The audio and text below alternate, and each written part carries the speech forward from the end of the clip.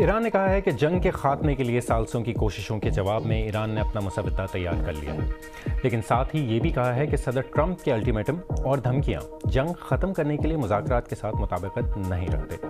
صدر ٹرمپ کہتے ہیں کہ اگر آبنائے ہرمز کو نہ کھولا گیا تو امریکہ ایران کے شہری انفراسٹرکچر کو تباہ کر دے گا، جبکہ ایران کا موقف ہے کہ یہ دھمکیاں جنگی جرائم کے زمرے میں آتی ہیں۔ دوسری جانب امریکی فوج کا اپنے پائلٹس کو ایران کے اندر سے نکال کر لے جانے کے آپریشن کے بارے میں ایران کا دعویٰ کہ اس آپریشن کے دوران کئی امریکی طیاروں اور ہیلی کاپٹرز کو تباہ کر دیا گیا۔ میں ہوں غضنفر حیدر اور آپ دیکھ رہے ہیں BBC نیوز اردو کا پروگرام جہانما۔ پروگرام میں آگے چل کے دیکھیے گا۔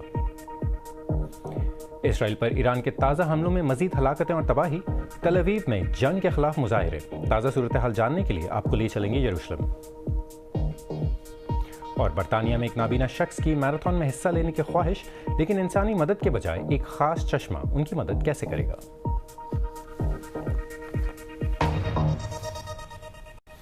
ایران کی وزارت خارجہ کے ترجمان کا کہنا ہے کہ جنگ کے خاتمے کے لیے سالسوں کی کوششوں کے جواب میں ایران نے اپنا مسودہ تیار کر لیا ہے۔ خبر رساں ادارے رائٹرز اور امریکی ویب سائٹ ایکزیوس یہ خبر دے رہے ہیں کہ جنگ بندی کا ایک مجوزہ منصوبہ امریکہ اور ایران تک پہنچا دیا گیا ہے۔ اس حوالے سے کچھ معلومات سامنے آئی ہیں، لیکن بہت کچھ اب بھی واضح نہیں ہے۔ اطلاعات کے مطابق منصوبہ 2 حصوں پر مشتمل ہے۔ اس مسودے میں جو سب سے پہلی چیز ہے جس پر سب سے زیادہ زور دیا گیا ہے وہ ہے فوری جنگ بندی، جبکہ اس مسودے کا دوسرا حصہ بعد میں آنے والا زیادہ جامع معاہدہ ہے۔ لیکن رائٹرز کے مطابق ایک سینئر ایرانی اہلکار نے کہا ہے کہ عارضی جنگ بندی کے بدلے آبنائے ہرمز نہیں کھولی جائے گی۔ اس دوران ایران کے نائب وزیر خارجہ کا کہنا ہے کہ صدر ٹرمپ کی جانب سے ملک کے سویلین اہداف بشمول پلوں اور پاور پلانٹس پر حملے کی دھمکیاں جنگی جرائم کے زمرے میں آتی ہیں۔ کئی ماہرین کا کہنا ہے کہ یہ دھمکیاں اقوام متحدہ کے آرٹیکل 2 کی چوتھی شق کی خلاف ورزی کرتی ہیں۔ ایران نے خبردار کیا ہے کہ صدر ٹرمپ کی دھمکی کے بعد اس کا جوابی وار تباہ کن اور ہمگیر ہوگا۔ ایرانی وزارت خارجہ کے ترجمان اسماعیل بقائی نے کہا کہ اگر ایران کے بنیادی ڈھانچے کو نشانہ بنایا گیا تو ایرانی افواج بھی خطے میں امریکہ کی اسی طرح کی تنصیبات کو نشانہ بنائیں گے۔ دوسری جانب ایرانی پاسداران انقلاب نے تصدیق کی ہے کہ ان کے انٹیلیجنس چیف مجید خادمی امریکی اور اسرائیلی حملوں میں مارے گئے ہیں۔ خادمی کو گزشتہ برس جون میں پاسداران انقلاب کا انٹیلیجنس چیف مقرر کیا گیا تھا۔ اس سے پہلے امریکی فوج کا اپنے پائلٹس کو ایران کے اندر سے نکال کر لے جانے کے آپریشن نے پوری دنیا کی توجہ حاصل کی۔ ایران کا دعویٰ ہے کہ اس آپریشن کے دوران کئی امریکی طیاروں اور ہیلی کاپٹرز کو تباہ کر دیا گیا۔ امریکہ اپنے پائلٹس کو بچانے اور ایران انہیں پکڑنے کے لیے کیا کرتا رہا؟ تفصیل دیکھیے جو انوڈ کی اس رپورٹ میں، جسے پیش کر رہے ہیں احسن محمود۔ ایران کے اندر دور تک یہ اس مشن کی باقیات ہیں جسے ڈونلڈ ٹرمپ نے معجزاتی قرار دیا ہے۔ جو ملبہ آپ دیکھ رہے ہیں وہ امریکی C-130 ٹرانسپورٹ طیارے کا ہے، جسے امریکہ کے مطابق پہلے چھوڑنا پڑا اور پھر تباہ کرنا پڑا۔ وہ یہاں ایک امریکی ایئرمین کو ڈھونڈنے آئے تھے جس کا طیارہ جمعے کو مار گرایا گیا تھا۔ رات گئے اسے کامیابی سے ریسکیو کر لیا گیا۔ وہ شدید زخمی مگر زندہ تھا۔ ہمیں وہ مل گیا، ڈونلڈ ٹرمپ نے سوشل میڈیا پر لکھا۔ یہ فوجی تاریخ میں پہلی بار ہے کہ 2 امریکی پائلٹوں کو علیحدہ دشمن کے علاقے میں دور تک جا کر بچایا گیا ہے۔ ہم کبھی بھی کسی امریکی جنگجو کو پیچھے نہیں چھوڑیں گے، صدر ٹرمپ نے کہا۔ یہ ریسکیو کارروائی بظاہر ایران کے اندر پہلے کے اندازوں سے کہیں زیادہ دور تک اندر جا کر انجام دی گئی۔ BBC نے ملبے کی جگہ کو یہاں جیو لوکیٹ کیا ہے جو اصفہاں شہر سے صرف 50 کلومیٹر کے فاصلے پر ہے۔ جمعے سے لاپتہ عملے کی تلاش کے لیے ایک آپریشن جاری تھا جب ان کا F-15E طیارہ مار گرایا گیا تھا۔ ایرانی سرکاری ٹی وی نے ملبے کی یہ تصاویر نشر کی، لیکن ان میں نہ ہی پائلٹ اور نہ ہی ویپن سسٹم آفیسر کا کوئی نشان تھا۔ سرکاری ٹی وی پر مقامی لوگوں کے لیے یہ پیغام چلایا گیا، اگر آپ دشمن پائلٹ کو پکڑیں گے تو آپ کو انعام دیا جائے گا، نیوز ریڈر نے کہا۔ اس کے بعد ایسی تصاویر سامنے آئیں جن میں مقامی لوگ ایئرمین کو تلاش کر رہے تھے۔ انعام $67,000 امریکی۔ لیکن اسی دوران لوکیٹر بیکنز کی مدد سے امریکی فوج بھی تلاش میں مصروف تھی۔ ہفتے کی ان تصاویر میں ایک کامبیٹ ریسکیو مشن جاری دیکھا گیا جس میں صرف پائلٹ کو نکالا جا سکا۔ اگر ایران دوسرے ایئرمین کو پکڑ لیتا، جو اب ہمیں معلوم ہے کہ ایک کرنل تھا یعنی ایک سینئر افسر تھا، تو ایران کو بہت فائدہ ہوتا، لیکن بظاہر اسے بھی ریسکیو کر لیا گیا، اگرچہ اس کی قیمت کئی طیاروں کی صورت میں ادا کرنی پڑی۔ اس پر ایران کے فوجی ترجمان نے کہا کہ امریکی آپریشن ناکام رہا اور دعویٰ کیا کہ انہوں نے طیارہ تباہ کر دیا۔ یہ جتنا بھی ڈرامائی ہو، یہ اس بڑے اور جاری مسئلے سے توجہ ہٹاتا ہے جو اس جنگ کے خاتمے سے متعلق ہے۔ ایران جو اب بھی بمباری کی زد میں ہے، آبنائے ہرمز کو جزوی طور پر مگر مؤثر انداز میں بند کیے ہوئے ہے۔ اس حوالے سے ڈونلڈ ٹرمپ نے ایک غیر معمولی اور سخت زبان پر مبنی پیغام میں لکھا، منگل ایران میں پاور پلانٹ اور پلوں کا دن ہوگا، سب ایک ساتھ، اس جیسا کچھ نہیں ہوگا۔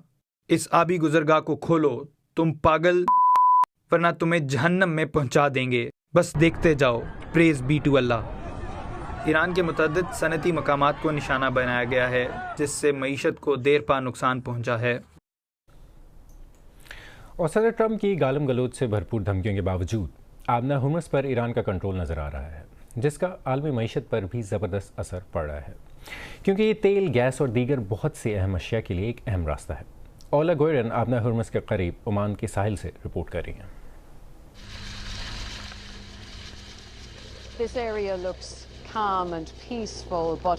یہ علاقہ پرسکون اور پرامن نظر آتا ہے، لیکن در حقیقت ہم امریکہ، اسرائیل اور ایران کے درمیان جنگ کے میدان کے دہانے پر کھڑے ہیں۔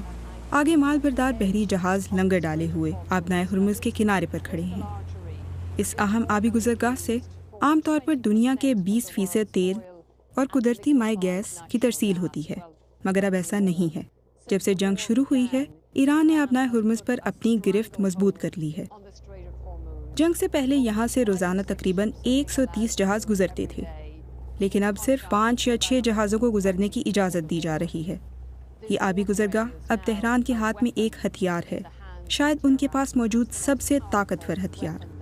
جہازوں کو یہاں پھنسا کر ایران تیل کی عالمی سپلائی میں کمی کر رہا ہے۔ اس سے قلت پیدا ہو رہی ہے، قیمتیں بڑھ رہی ہیں، صارفین میں خوف و ہراس پھیل رہا ہے اور عالمی برادری پر دباؤ بڑھ رہا ہے۔ ہم صرف اتنا ہی قریب جا سکتے ہیں۔ یہاں عمان میں حکام کی جانب سے پابندیاں عائد ہیں اور آبنائے ہرمز سے گزرنے کی کوشش میں خطرات بھی ہیں۔ اس آبی گزرگاہ پر موجود جہازوں پر ایرانی ڈرونز اور میزائلوں سے حملہ ہو سکتا ہے۔ پانی میں مائن سے بھی خطرات ہیں، اور کھلے سمندر کے اس غیر محفوظ علاقے کو دیکھ کر یہ سمجھ آتا ہے کہ کسی بھی بین الاقوامی طاقت کا آبنائے ہرمز پر کنٹرول حاصل کرنے کی کوشش کا تصور کرنا کتنا مشکل بلکہ ناممکن ہوگا۔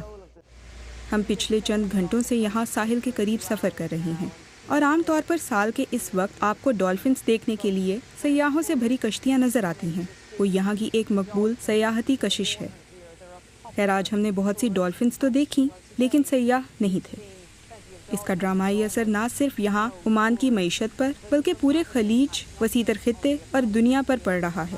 یہ جنگ بہت زیادہ معاشی تکلیف دے رہی ہے، اور ایران کو امید ہے کہ وہ اس تکلیف کو ڈونلڈ ٹرمپ کو کسی سمجھوتے کی طرف دھکیلنے کے لیے استعمال کر سکتا ہے۔ And Iran is hoping it can use that pain to push Donald Trump towards a settlement. اور ادھر اسرائیل پر ایران اور حزب اللہ کے حملے بھی جاری ہیں، اور اسرائیل میں جنگ کے خلاف مظاہرے بھی ہوئے ہیں۔ اس بارے میں بات کرنے کے لیے اس وقت یروشلم سے صحافی ہریندر مشرا نے ہمیں جوائن کیا ہے۔ ہریندر، سب سے پہلے تو ہمیں یہ بتائیں کہ اسرائیل پر ایران اور حزب اللہ کے حملوں میں کتنی تباہی ہوئی ہے، اور کون سے شہر اور علاقے جو ہیں وہ سب سے زیادہ نشانہ بن رہے ہیں؟ سب سے زیادہ حملے جو ہیں وہ یہاں پر شمالی علاقے میں ہوئے ہیں، حالانکہ مرکزی جو علاقے ہیں وہ بھی لگاتار وہاں بھی کلسٹر بامز سے جو ہیں وہ حملے ہوتے رہے۔ مطلب کلسٹر بامز لیڈن جو میسائلز ہیں وہ زیادہ تر مرکزی علاقوں پر گرے ہیں، اور اس سے بھی کافی تباہی بھی ہے۔ دراصل ابھی تھوڑی دیر پہلے جب میری بات ہو رہی تھی ریسکیو آپریشنز کے یہاں پر ایک ترجمان سے، تو انہوں نے بتایا کہ کئی سارے جو مرکزی علاقے ہیں وہاں پر ابھی تھوڑی دیر پہلے کلسٹر بام سے بڑی تباہی ہوئی ہے۔ کچھ لوگ جو ہیں وہ زخمی بھی ہیں، لیکن کسی کے مرنے کی خبر نہیں ہے۔ وہیں شمالی علاقے میں کل رات کو ایک میسائل جو ہے وہ سیدھا ایک عمارت پر گرا، اور وہ مکان جو ہے وہ تباہ ہو گیا، اور اس میں 4 لوگ جو ہیں وہ ہلاک ہو گئے ہیں۔ اس کے علاوہ بہت سارے لوگ جو ہے وہ زخمی بھی ہیں۔ یہاں پر وزارت صحت کے ایک ترجمان نے بتایا کہ تقریباً پچھلے 24 گھنٹے میں 163 لوگ جو ہیں وہ زخمی ہوئے ہیں، حالانکہ 153 لوگ اس میں سے ڈسچارج ہو چکے ہیں اسپتال سے، جو کہ زیادہ تر لوگ جو ہیں انہیں شوک لگا تھا، تو یہاں شوک کو بھی جو ہے زخمی کے طور پر جو ہے انہیں ٹریٹ کرتے ہیں۔ جہاں تک تنصیبات کا جو ہے مطلب دیکھا جائے تو انفراسٹرکچرل ڈیمیجز کافی جو ہے دیکھا جا رہا ہے، اور یہ رہائشی علاقوں میں ہوا ہے۔ حالانکہ ملٹری انسٹالیشنز پہ کوئی بہت زیادہ نقصان کہیں بھی ابھی تک اس طرح کا کوئی نقصان نہیں دکھ رہا ہے۔ ایک جو ہے میسائل وہ دیمونا جہاں پر کہ اسرائیلی نیوکلیئر ریاکٹر ہے اس شہر میں بھی گرا تھا، اور اس کے بعد لے کر کے یہاں پر کئی سارے سوال اٹھنے لگے تھے کہ انٹرسیپٹرز جو ہیں وہ کس حد تک اس بار جو ہے ان کی کامیابی کا ریٹ جو ہے وہ کافی کم تو پہلے سے دکھ رہا ہے، اور خاص کر کے کلسٹر بامز کو انٹرسیپٹ کرنے میں ناکامی کافی حد تک دیکھی جا رہی۔ اچھا، اسرائیل میں جنگ کے خلاف مظاہرے بھی شروع ہو گئے ہیں، تو کیا اسرائیل میں جنگ کی مخالفت جو ہے وہ بڑھ رہی ہے؟ دیکھیں، جنگ کے خلاف جو ہے کچھ یہاں پر مظاہرے ہوئے، حالانکہ وہ اس میں بہت زیادہ لوگ جو ہیں انہوں نے حصہ نہیں لیا، لیکن کئی سارے شہروں میں جو ہے اس طرح کے مظاہرے دیکھنے کو آئے، اور یہاں پر ابھی جس طرح کے ریسٹرکشنز ہیں، پابندیاں چاروں طرف لگی ہوئی ہیں، اور ہوم فرنٹ کمانڈ کی طرف سے کہا یہ گیا ہے کہ 50 سے زیادہ لوگ جو ہے وہ ایک جگہ اکٹھا نہیں ہو سکتے، تو اس کی وجہ سے ہائی کورٹ نے کچھ حال فی الحال ان کو جو ہے اجازت دی تھی کہ لوگ جو ہے وہ مظاہرے کر سکتے ہیں، لیکن سرکار کے طرف سے یہ کہا جا رہا ہے کہ ان مظاہروں پر پابندی لگائی جائے گی، اور یہ طے کیا جائے گا کہ اس میں زیادہ لوگ حصہ نہ لے پائیں۔ دراصل یہاں پر اندر جو ہے نا کافی مخالفین نظر اب دھیرے دھیرے آنے لگے ہیں۔ پہلے دیکھا جا رہا تھا کہ حزب اختلاف کے لوگ بھی جو ہیں وہ ساتھ کھڑے تھے سرکار کے، لیکن کچھ بغاوتی جو ہیں آوازیں اب سننے کو مل رہی ہیں۔ اچھا، یہ خبریں بھی آ رہی تھیں کہ اسرائیل کی فوج پر بہت زیادہ دباؤ ہے، اس مسئلے کو کیسے ڈیل کیا جا رہا ہے؟ ہمیں مختصراً بتا دیں۔ دیکھیں، یہاں پر اسرائیلی فوج کے جو سربراہ ہیں یال زمیر، ان کے طرف سے ایک بیان آیا کہ کافی جو ہے لوگوں کی ضرورت ہے، فوجی جو ہیں وہ ان کی تعداد کافی کم ہے، اور جس طرح کی زمینی کارروائی جنوبی لبنان میں چل رہی ہے اس کے لیے اور فوجیوں کی ضرورت ہے، اور یہ مسئلہ جو ہے یہاں پر داخلی سیاست کا بہت بڑا جو ہے حصہ بن گیا ہے۔ یہاں پر اس میں کافی سرگرمیاں دیکھی جا رہی ہیں، اور حزب اختلاف کے جو لوگ ہیں وہ کہتے ہوئے حزب اختلاف کے لوگ جو ہیں وہ کہتے ہوئے نظر آ رہے ہیں کہ ڈرافٹ ایگزمپشن جو الٹرا آرتھوڈاکس کو ملا ہے اس پر روک لگانی۔ جی، یروشلم سے ہریندر مشرام سے بات کرنے کا بہت بہت شکریہ۔ چین میں اس وقت ٹیکنالوجی کی ایک نئی لہر تیزی سے پھیل رہی ہے، جہاں عوام اپنے لیے خود مصنوعی ذہانت کے معاون تیار کر رہے ہیں۔ آج ٹرینڈنگ میں دیکھیں گے کہ یہ رجحان کام، کاروبار اور روزگار کے مستقبل کو کیسے بدل رہا ہے۔